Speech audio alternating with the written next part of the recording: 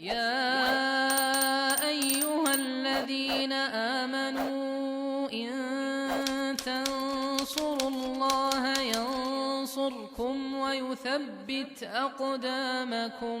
Ya, betul. Dan ini yang menunjukkan bahwasanya kewajiban berbakti kepada orang tua itu luar biasa. Memang harus betul-betul kita tegakkan, kita laksanakan dengan sebaik-baiknya sampai sudah wafat pun masih tetap wajib. Dan itu pernah ditanyakan oleh salah seorang sahabat Rasulullah dari Al-Ansar. Beliau datang menemui Rasulullah, "Ya Rasulullah, a'alayya barrul walidaini ba'da mautihima." Ya Rasulullah, apakah aku masih wajib berbakti kepada orang tuaku kalau walaupun mereka sudah wafat? Iya, kata Rasulullah. Dan itu ada 4. Yang pertama, as-salatu alaihima wal istighfaru lahuma. Jadi mendoakannya. Itu harus. Jadi kewajiban kita sekarang kalau sudah wafat mendoakannya. Mendoakannya, rabbighfirli warhamhuma gitu ya. Rabbighfirli wali walidayya warhamhuma kama rabbayani shaghira, atau rabbighfir lahu warhamhu afi wa'fu anhu gitu ya. Itu didoakan, terus didoakan, minta ampun. Yang kedua itu adalah infadhu ahdihima. Ya, menunaikan janji-janji mereka.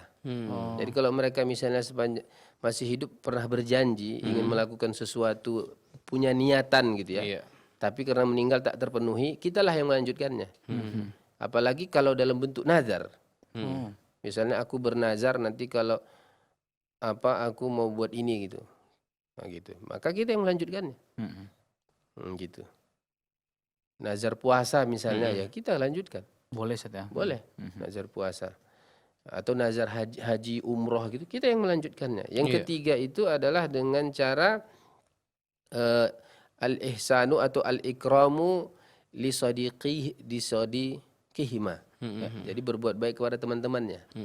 Kan orang tua itu punya teman dekat. Itu kita berbuat baik kepada teman-temannya. Kemudian silaturahim. Bersilaturahim kepada keluarga-keluarganya. Terutama kalau ibu kita, siapa keluarga yang paling terdekat? Mamanya kan, kalau masih ada. Berarti sama kakek nenek kita, atau kepada saudara-saudarinya. Berarti paman-paman kita kan?